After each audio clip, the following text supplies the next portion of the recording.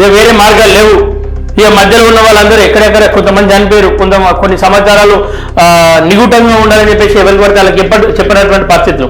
So రేడియోలో చెప్పండి, ఆ రేడియో ద్వారా మా వాళ్ళందరికీ కమ్యూనికేట్ అవుతుంది.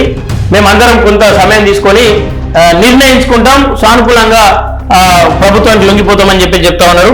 ఈలోగా 3 రాష్ట్రాల ప్రభుత్వాలు కొంతమంది ప్రజాప్రతినిధులు మరియు జర్నలిస్టులతో సమావేశమయ్యే అవకాశాన్ని మాకు ఇస్తాయని మేము ఆశిస్తున్నాం. తద్వారా మేము త్వరలోనే సామూహికంగా ఆయుధాలను త్యజించి ప్రభుత్వం పునరావాసన ప్రణాళికను అంగీకరించడానికి ఒక నిర్దిష్ట తేదీని ప్రకటించగలం.